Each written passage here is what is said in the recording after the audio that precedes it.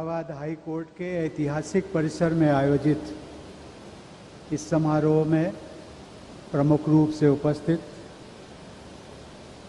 राज्यपाल श्रीमती आनंदीबेन पटेल जी, भारत के मुख्य न्यायाधीश श्री एन.वी. रमणा जी, मुख्यमंत्री श्री योगी आदित्यनाथ जी, केंद्रीय विधि मंत्री श्री किरण रिजिजू जी, उच्चतम न्यायालय के न्यायाधीशगण justice Vineet Saran ji, justice Dinesh Maheshwari ji, justice Krishna Murari ji, justice Vikramnath ji, Allahabad उच्च न्यायालय के मुख्य न्यायाधीश एवं अन्य न्यायाधीशगण, Allahabad high court bar association के अध्यक्ष श्री अमरेंद्र नाथ सिंह जी, उपस्थित अधिवक्तागण तथा अधिकारीगण, गणमान्य अतिथियों, देवी और सज्जनों, उत्तर प्रदेश राष्ट्रीय विधि विश्वविद्यालय प्रयागराज एवं इस परिसर में विभिन्न सुविधाओं से युक्त एडवोकेट्स का चैम्बर, पार्किंग स्थल आदि का जो निर्माण कार्य होने वाला है, उसका शिलान्यास करके मुझे अत्यंत प्रसन्नता का अनुभव हो रहा है। सचमुच में ये दोनों ही कार्य न्याय प्रदान करने संबंधी व्यवस्था के विकास की दिशा में सराहनीय प्रयास है।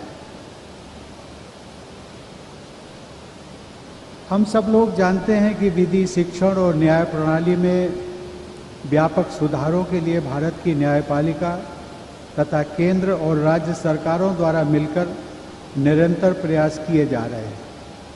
इन प्रयासों के लिए केंद्र और राज्यों के स्तर पर विधायिका, कार्यपालिका और न्यायपालिका की ओर से योगदान करने वाले सभी लोग प्रशंसा के पात्र हैं।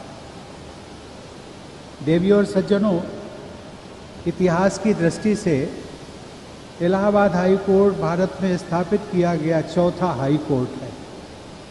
महत्व की दृष्टि से यह हाई कोर्ट देश की सबसे बड़ी आबादी वाले राज्य में न्याय प्रदान करने की जिम्मेदारी निभाता है। न्यायाधीशों की संख्या की दृष्टि से यह देश का सबसे बड़ा हाई कोर्ट है। परंतु इन सभी तथ्यों से एक बात और भी महत्वपूर्ण है कि इलाहाबाद हाई कोर्ट की वह परंपरा जिसमें महामना मदन मोहन मालवीय, मोतीलाल नेहरू, सर तेज बहादुर सप्रू, राजर्षि पुरुषोत्तम दास टंडन और कैलाश नाथ काटजू जैसे प्रखर व राष्ट्रप्रेमी अधिवक्ताओं ने इसी परिसर से भारतीय इतिहास के अनेक गौरवशाली अध्याय लिखे। इस हाई कोर्ट के बार और बेंच के प्रबुद्ध सदस्यों ने समाज और देश को वैचारिक नेतृत्व भी प्रदान किया। इसी उच्च न्यायालय में सन 1921 में भारत की पहली महिला वकील सुश्री कोर्नेलिया सोराब जी को इनरोल करने का ऐतिहासिक निर्णय लिया गया था। वह महिला सशक्तिकरण की दिशा में इलाहाबाद उच्च न्यायालय का भविष्योन्मुखी निर्णय था। पिछले महीने ही हम सब लोग जानते हैं कि न्यायपालिका में महिलाओं की भागीदारी का एक नया इतिहास रचा गया है। मैंने उच्चतम न्यायालय में 3 महिला न्यायाधीशों सहित 9 न्यायाधीशों की नियुक्ति को स्वीकृति प्रदान की। आज उच्चतम न्यायालय में नियुक्त कुल 33 न्यायाधीशों में 4 महिला न्यायाधीशों की उपस्थिति न्यायपालिका के इतिहास में आज तक की सर्वाधिक संख्या है। इन नियुक्तियों में भविष्य में एक महिला चीफ जस्टिस ऑफ इंडिया बनने का मार्ग भी प्रशस्त हुआ है। सामान्यतया महिलाओं में न्याय प्रकृति का अंश अधिकतम होता है, भले ही इसके कुछ अपवाद भी होते हों। उनमें हर किसी को न्याय देने की प्रवृत्ति, मानसिकता व संस्कार होते हैं। मायका हो, ससुराल हो, पति हो, संतान हो, कामकाजी महिलाएं सबके बीच संतुलन बनाते हुए भी अपने कार्य क्षेत्र में उत्कृष्टता के उदाहरण प्रस्तुत करती है। सही मायने में न्यायपूर्ण समाज की स्थापना तभी संभव होगी जब अन्य क्षेत्रों सहित देश की न्याय व्यवस्था में भी महिलाओं की भागीदारी बढ़ेगी। आज उच्चतम न्यायालय तथा उच्च न्यायालयों को मिलाकर महिला न्यायाधीशों की कुल संख्या 12% से भी कम है। यदि हम अपने संविधान के समावेशी आदर्शों को प्राप्त करना है तो न्यायपालिका में भी महिलाओं की भूमिका को बढ़ाना ही होगा। मैं आशा करता हूं कि देश के इस विशालतम उच्च न्यायालय में महिला अधिवक्ताओं, अधिकारियों और न्यायाधीशों की संख्या में वृद्धि होगी। देवियों और सज्जनों, एक अधिवक्ता के रूप में मैंने देखा है कि अधिकांश युवा व सामान्य परिवारों के अधिवक्ता, उनके सहायक तथा वादकारी न्यूनतम सुविधाओं के अभाव के कारण अनेक प्रकार की कठिनाइयों का सामना करते हैं। इस संदर्भ में इलाहाबाद हाई कोर्ट द्वारा आज जिन सुविधाओं के लिए निर्माण कार्यों का शुभारंभ किया गया है वे यहाँ के अधिवक्ताओं तथा उनके सहायकों के साथ साथ सभी वादकारियों के लिए अत्यंत सहायक सिद्ध होंगी।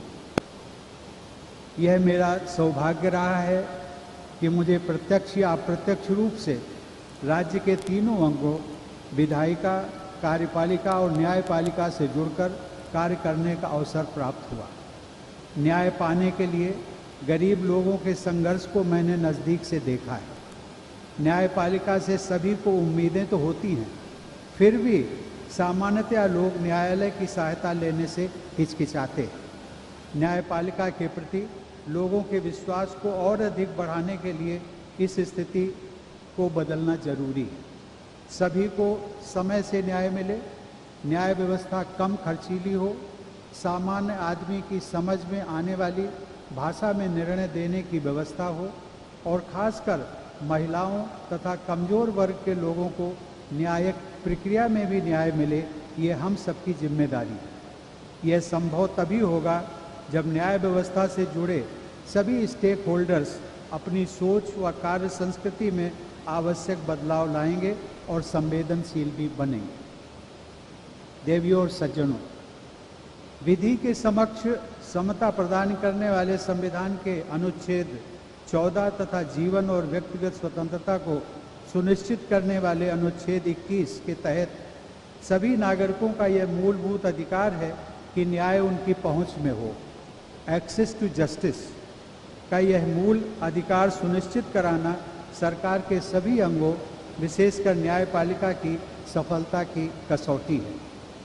जन साधारण में न्यायपालिका के प्रति विश्वास और उत्साह को बढ़ाने के लिए लंबित मामलों के निस्तारण में तेजी लाने से लेकर सबऑर्डिनेट जुडिशरी की दक्षता बढ़ाने तक कई पहलुओं पर अनवरत प्रयासरत रहना समय की मांग है। सबऑर्डिनेट जुडिशरी के लिए पर्याप्त सुविधाओं की व्यवस्था कराने, जजों की नियुक्ति द्वारा वर्किंग जजों की संख्या में समुचित वृद्धि करने तथा बजट के प्रावधानों के अनुरूप पर्याप्त संसाधन उपलब्ध कराने से हमारी न्याय प्रक्रिया को और मजबूत आधार मिलेगा। मुझे विश्वास है कि देश का सबसे बड़ा उच्च न्यायालय राज्य सरकार के सहयोग से ऐसे सभी क्षेत्रों में अनुकरणीय उदाहरण प्रस्तुत करेगा। देवियों और सज्जनों, प्रयागराज की एक प्रमुख पहचान शिक्षा के केंद्र के रूप में रही है। इलाहाबाद हाई कोर्ट की महत्वपूर्ण भूमिका तथा शिक्षा के केंद्र के रूप में प्रयागराज की प्रतिष्ठा को देखते हुए इस विधि विश्वविद्यालय के लिए प्रयागराज ही सर्वोत्तम स्थान चुना गया है। विधि विश्वविद्यालय हेतु जमीन उपलब्ध कराने के लिए मैं इलाहाबाद हाई कोर्ट के मुख्य न्यायाधीश तथा उनकी पूरी टीम की सराहना करता हूँ। राज्यपाल महोदय के मार्गदर्शन तथा मुख्यमंत्री जी के सक्रिय निर्देशन में हो रही प्रगति के लिए मैं उन्हें और उनकी टीम को हार्दिक साधुवाद और बधाई देता हूँ। कानून का शासन यानी रूल ऑफ लॉ पर आधारित व्यवस्था को सुदृढ़ बनाने के लिए गुणवत्तापूर्ण लीगल एजुकेशन का महत्वपूर्ण योगदान होता है। नॉलेज इकोनॉमी के इस युग में हमारे देश में नॉलेज सुपर पावर बनने की महत्वाकांक्षा नीति को कार्य रूप दिया जा रहा है। इसी संदर्भ में उत्तर प्रदेश राष्ट्रीय विधि विश्वविद्यालय प्रयागराज के निर्माण तथा विकास को आगे बढ़ाना चाहिए। विश्व स्तरीय विधि शिक्षा हमारे समाज और देश की प्राथमिकताओं में से एक है। राष्ट्रीय विधि विश्वविद्यालय में कक्षा 12 के बाद ही हमारे किशोर और युवा दाखिला लेते हैं, जैसा कि इंजीनियरिंग और मेडिकल संस्थानों में पहले से ही होता रहा है। ऐसे बच्चे स्कूल स्तर पर ही कानून के क्षेत्र को अपना कैरियर बनाने में उत्साहित होते हैं। ऐसे उत्साही विद्यार्थियों ने विधि जगत में अपनी अच्छी साख बनाई है, परंतु यह आवश्यक है कि विधि शिक्षण के सभी संस्थानों में गुणवत्तापूर्ण शिक्षा पर जोर दिया जाए। किसी भी संस्थान के लिए आरंभ में ही सभी पद्धतियों को सुविचारित रूप से स्थापित करना अपेक्षाकृत सरल होता है।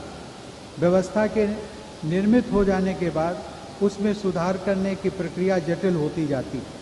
इसलिए मैं चाहूँगा कि इस विधि विश्वविद्यालय के आरंभ से ही विश्व के सर्वश्रेष्ठ विधि विश्वविद्यालयों की पद्धतियों और प्रणालियों का अध्ययन करके श्रेष्ठतम व्यवस्थाओं को अपनाया जाए। इस विश्वविद्यालय में शुरू से ही छात्राओं और शिक्षिकाओं के समान प्रतिनिधित्व पर भी जोर दिया जाना चाहिए। आधुनिक सुविधाओं के निर्माण, विद्यार्थियों के चयन, अध्यापकों की नियुक्ति, पाठ्यक्रम के निर्धारण, पेडागॉजी की शैलियों के चयन आदि सभी आयामों में विश्व की श्रेष्ठतम पद्धतियों को कार्यान्वित करके एक विश्व स्तरीय संस्थान का निर्माण करना चाहिए। देवियों और सज्जनों, कानून को सामाजिक और आर्थिक प्रगति व बदलाव के माध्यम के रूप में देखा जाना चाहिए। मेरी शुभकामना है कि राष्ट्रीय विधि विश्वविद्यालय प्रयागराज योजनानुसार स्थापित तथा विकसित हो तथा यहाँ के विद्यार्थी न्यायपूर्ण सामाजिक व आर्थिक प्रगति में महत्वपूर्ण भूमिका निभाएं। इन प्रकल्पों का शुभारंभ आज एक ऐसे विशेष दिवस पर हो रहा है जिसके विषय में हर भारतवासी को गर्व होना चाहिए। आज ही के दिन 128 वर्ष पहले शिकागो में स्वामी विवेकानंद ने विश्व धर्म महासभा में अपने ऐतिहासिक संबोधन द्वारा भारत के गौरव का उद्घोष किया था। उस समय ब्रिटिश साम्राज्यवाद अपने चरम उत्कर्ष पर था, लेकिन स्वामी जी के संबोधन से पूरा विश्व समुदाय भारत की आध्यात्मिक शक्ति के प्रति सम्मान से भर उठा। स्वामी जी ने हर प्रकार की धर्मांधता और उत्पीड़न के समापन की आशा व्यक्त करते हुए भारत की न्याय, समानता व करुणा पर आधारित संस्कृति तथा सहिष्णुता का संदेश पूरी मानवता तक पहुंचाया था। यदि विश्व समुदाय ने वर्ष 1893 में स्वामी विवेकानंद के 9/11 के सहिष्णुता के संदेश को पूर्ण रूप से स्वीकार कर लिया होता तो शायद अमेरिका में वर्ष 2000 के 9/11 का मानवता विरोधी भीषण अपराध न हुआ होता। आत्मविश्वास, आत्मगौरव और देश अभिमान का जो आदर्श स्वामी विवेकानंद ने 11 सितंबर 1893 को विश्व समुदाय के सम्मुख रखा था, उसी पर चलते हुए मुझे विश्वास है कि हमारी युवा पीढ़ी भारत को 21वीं सदी के विश्व में शीर्षस्थ स्थान दिलाएगी। इस उद्देश्य की प्राप्ति में भारतीय न्यायपालिका को भी अपनी महती भूमिका रेखांकित करनी होगी। मैं एक बार पुनः इलाहाबाद हाई कोर्ट के बार व बेंच के सभी सदस्यों को अपनी बधाई व शुभकामनाएं देता हूं। धन्यवाद। जय Hind. Subscribe to our channel by clicking the subscribe button. Click the bell button and enjoy the latest uploads from our channel.